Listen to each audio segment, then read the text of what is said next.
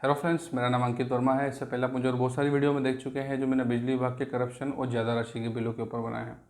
आज की इस वीडियो का आप टाइटल देखकर समझ ही गए होंगे कि अगर किसी विद्युत कंज्यूमर की मृत्यु हो जाए तो उसका बिल भरना होता है या माफ़ होता है या कोई छूट मिलती है। तो इस टॉपिक के ऊपर आज हम सारी बात करने वाले हैं इस वीडियो में, तो इस वीडियो को लास्ट तक ज़रूर देखिएगा। सब्सक्राइब कीजिए हमारे यूट्यूब चैनल को और बेल आइकन को प्रेस कीजिए हमारे लेटेस्ट वीडियो के नोटिफिकेशन के लिए। देखिए फ्रेंड्स, सरकार के जितने भी विभाग होते हैं जैसे बिजली विभाग, नगर निगम, इस तरह के जितने भी सरकार के विभाग होते हैं तो उसकी जो भी बकाया राशि होती है, बिल होते हैं, टैक्सेस होते हैं, तो सरकार उसको वसूल करती है। अगर किसी स्थिति में ऐसा होता है कि उस इंसान की मृत्यु हो जाती है तब भी आपको वो बिल या टैक्स या जो भी बकाया राशि है वो आपको भरना ही होगी। अगर कभी ऐसा होता है कि अमाउंट ज़्यादा बड़ा होता है या जैसे कि कोई बिजली का बिल, नगर निगम का टैक्स, जल कर वगैरह, अगर इसकी राशि ज़्यादा होती है, इसे लंबे समय तक अगर कोई नहीं भरता है, जैसे बिजली विभाग के जो बिल होते हैं उसे तो आप 2 या 3 महीने नहीं भरेंगे तो बिजली विभाग जो है आपकी लाइट कट कर देता है। लेकिन कभी अगर आपकी ज़्यादा राशि होती है बिजली के बिल की, या फिर जैसे नगर निगम का कुछ टैक्स है या जलकर का बिल है जिसको आपने बहुत लंबे समय से नहीं भरा है, तो सरकार उसे वसूलने के लिए नोटिस जारी करती है। जैसे कि बिजली विभाग में भी नेशनल लोक अदालत किया इस तरह से नोटिस आते हैं। मैं आपको एक सैंपल भी दिखाता हूँ। देखिए इस तरह से नेशनल लोक अदालत और या फिर भू राजस्व कानून, इस तरह के नोटिस हमें मिलते हैं जिसमें सरकार उसके विभाग से संबंधित बकाया राशि को वसूलने के लिए आपको इस तरह का नोटिस भेजती है। और इस नोटिस के अंदर एक टाइम पीरियड होता है, उस टाइम पीरियड के अंदर आपको उसे भरना होता है।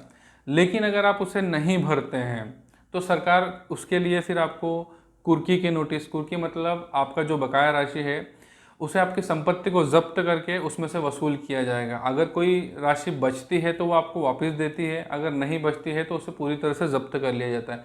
ये आपकी बकाया राशि के ऊपर डिपेंड करता है। अगर बकाया राशि लाखों में है तो आपकी संपत्ति को जब्त करके उसमें से वसूला जाएगा। या अगर अमाउंट कम होता है तो आपके घर में से कोई भी जैसे एलसीडी, टीवी या मतलब उतने एवज की चीज़ को आपको आपके घर से सरकार जो है जब्त करके और उसे फिर नीलाम करके बेच के जो है उसकी रिकवरी करती है।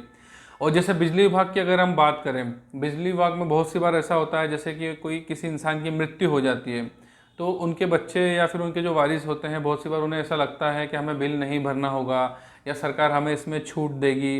तो देखिए इस तरह से कुछ भी नहीं होता, वो आपको बिल भरना ही पड़ेगा। और देखिए बिजली विभाग में तो ऐसा होता है कि जैसे आपका 1,000 रुपये का बिल आपने इस महीने नहीं भरा तो अगले महीने उसके ऊपर आपको 1% पेनल्टी भी लगेगी और उसके बाद में जो नेक्स्ट बिल आएगा वैसे ये बढ़ता चला जाएगा। अगर आप सोचें कि हमारे घर परिवार से किसी की डेथ हो गई और हम इस बिल को नहीं भरते हैं तो हमें नहीं भरना होगा या आगे चल के सरकार वसूली नहीं करेगी, तो सरकार वसूली करती है, ब्याज समेत करती है, पेनल्टी लगा करके करती है।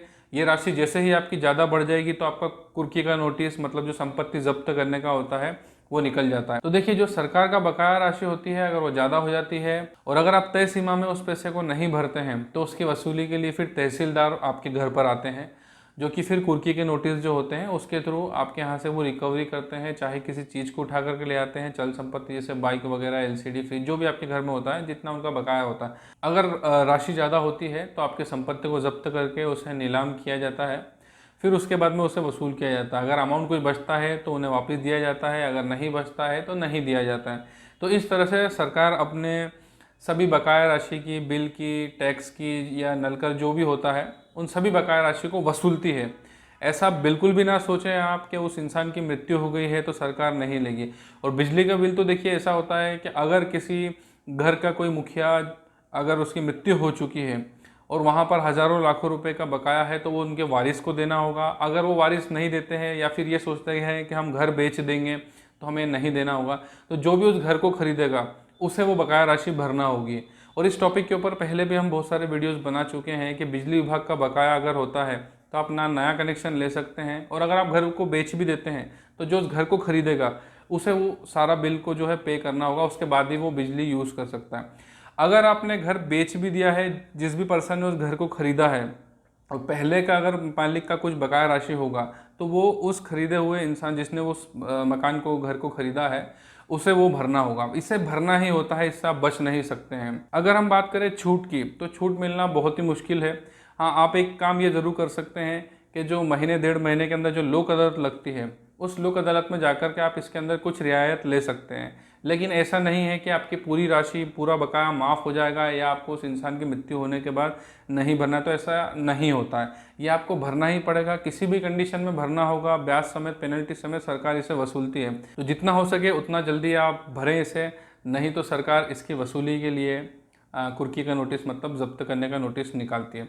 उम्मीद करते हैं इस वीडियोज़ में आपको इससे संबंधित सभी जानकारियाँ मिल गई होगी। फिर भी अगर आपके कोई डाउट है तो आप इस वीडियो के ऊपर कमेंट कर सकते हैं, मैं 101% उसका जवाब दूंगा। तो आपको ये वीडियो अच्छा लगा हो तो लाइक कीजिए, हमारे चैनल को सब्सक्राइब कीजिए और इस वीडियो को ज़्यादा से ज़्यादा शेयर कीजिए, क्योंकि अभी भी बहुत से लोग ऐसे हैं जिन्हें इसके बारे में जानकारी नहीं है। वीडियो देखने के लिए बहुत बहुत धन्यवाद।